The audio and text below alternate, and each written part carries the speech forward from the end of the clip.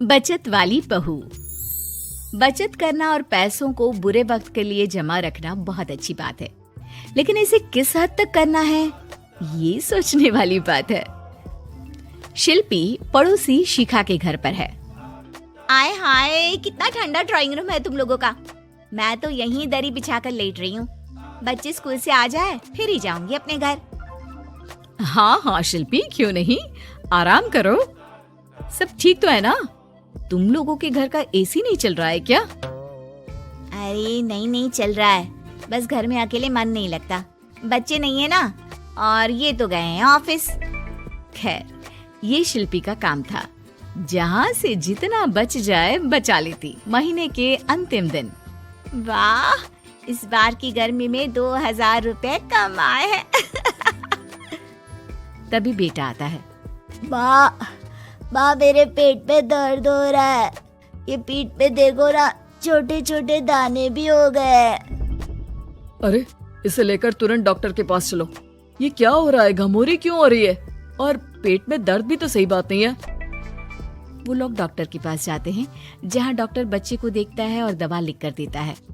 देखिए, इसे गर्मी से बचाइए। आप लोग तो अच्छे पैसे वाले लगते हैं। घर में ऐसी नहीं है क्या? बच्चे को गर्मी से एलर्जी है। खैर, निकालिए 5000 रुपये और ये दवाई लीजिए। घर आकर शिल्पी को 5000 रुपये खर्च हो जाने की टेंशन हो जाती है। वो सोचने लगती है कि जो पैसे डॉक्टर के क्लिनिक में लग गए, उससे कैसे वापस रिकवर किया जाए। फाइनली, चलो जरा बाजार में जाकर कुछ सब्जियां खरीद कर आती हूँ। राशन भी खत्म हो रहा है। भैया, ये चावल कैसे किलो है? मैडम, ये 40 रुपए, ये 50 और ये 70 वाला। अरे बहुत महंगे से हैं, कोई सस्ता सा दिखाओ ना। अरे बस यही है जो है। तभी शिल्पी की नजर पास के बोरे में जाती है, जहाँ कुछ चावल पड़े होते हैं। और ये वाला चावल, ये चावल कैसे दे रहे हो? अरे ये तो 10 रुपए किलो है। पास के गांव के लोग ले जाते हैं, साफ करके जानवरों को खिलाते हैं। ये कीड़े लगे हैं ना, ऊपर से गीले भी हैं और छोटे टुकड़े भी हैं।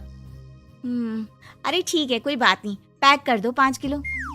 दुकानदार करता भी क्या, लाख समझाने पर भी जब शिल्पी नहीं मानी तो उसने वही चावल पैक कर दिया। ओहो, चावल तो सच्ची बहुत खराब है, लेकिन कोई बात नहीं, मैं इनको ठीक कर देती हूँ। शाम को पति घर आता है। अरे ये कैसे चावल है यार, गले के नीचे ही नहीं उतर रहा है और पता नहीं क्यों खट्टे भी लग रहे हैं। वो ना चावल थोड़े सस्ते वाले हैं, वैसे सबने खाया, किसी ने कुछ नहीं कहा।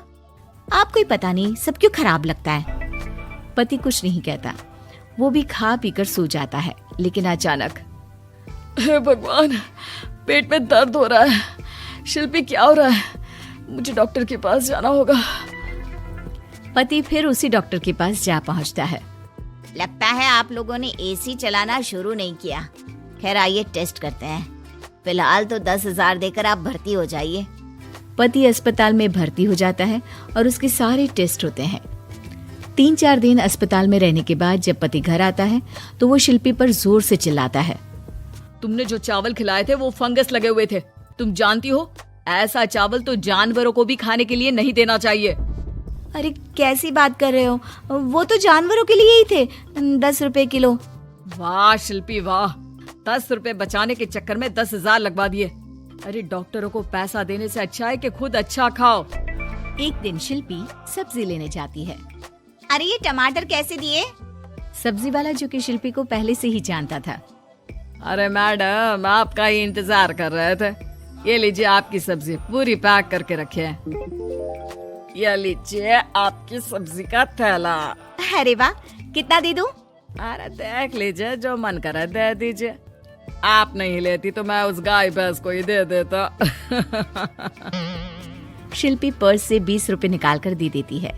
खुशी खुशी घर आती है और फ्रिज में सारी सब्जियां रख देती है। पति रात को पानी लेने के लिए फ्रिज खोलता है। ओह छी, कितनी गंदी बदबू आ रही है। देखो तो कहाँ से आ रही है। वो जैसे ही सब्जियों का पैनल खोलता है और सब्जियां बाहर निकालता है। शिल्पी, ये कैसी सब्जी है? खराब हो रही है, लगता है काफी दिनों से पड़ी है। फेंको इसे। ओ भगवान, ये कैसे खराब हो सकती है? मैं तो आज ही लेकर आई हूँ। जरूर तुमने पैसे बचाने के लिए सस्ते दामों में खरीदी होगी, है ना? आपको कैसे पता? अरे अच्छे से जानता हूँ तुम्हें। आज के बाद घर के खाने पीने का सामान तुम नहीं लाओगी। अब क्या था, बेचारी शिल्पी को समझ में ही नहीं आता कि वो कहाँ से कैसे पैसे बचाएगी। फिर एक दिन, शिल्पी, वो मेरे ऑफिस के कलीग है ना, उसके घर पार्टी है, हम लोगों को भी बुलाया है, साथ चलेंगे। लेकिन मेरे पास तो कोई साड़ी है ही नहीं। अरे तो जाकर ले आओ ना, बाजार कौन सा दूर है। शिल्पी बाजार जाकर साड़ी ले आती है, लेकिन साड़ी होती है बहुत सस्ती, इतनी सस्ती कि शिल्पी जब उसे पहनकर तैयार होती है और पति के सामने आती है। अरे यार, तैयार क्यों नहीं हो रही हो? जानती हो ना समय पर पहुंचना है, जल्दी जाओ चेंज करके आओ। कैसी बात कर रहे हैं आप? मजाक करना कोई आपसे सीखे। अरे नई साड़ी तो पहनी है मैंने। खैर, दोनों पार्टी में जाते हैं, जहाँ एक काम वाली शिल्पी के पास आती है। मैडम, ये जो हाथ में झूठा ग्लास है ना, दे दो, बर्तन धोने के लिए ले जा रही हूँ। अरे शिल्पी, आपकी और इस काम वाली की साड़ी तो बिल्कुल एक जैसी है। नहीं, मेरी साड़ी का कपड़ा थोड़ा ज्यादा अच्छा है। ये वाली भी मिल रही थी, लेकिन मैंने ली ही नहीं। क्या फायदा, हल्का कपड़ा जल्दी फट जाता है। ये वाली तो कुछ ज्यादा ही सस्ती है। सभी काम वाली की बात सुनकर शिल्पी पर जोर जोर से हंसने लगते हैं। दूर खड़ा शिल्पी का पति सबको हंसते हुए देख रहा होता है और काम वाली की साड़ी शिल्पी की साड़ी जैसी ही दिखती है, ये भी देखता है। पार्टी खत्म होने के बाद दोनों घर आते हैं। मैंने क्या कर दिया, मुझे बिल्कुल अच्छा नहीं लगा। मैंने जरा से पैसे बचाने के चक्कर में कितनी बेइज्जती करवा ली। आज के बाद कभी कंजूसी नहीं करूंगी।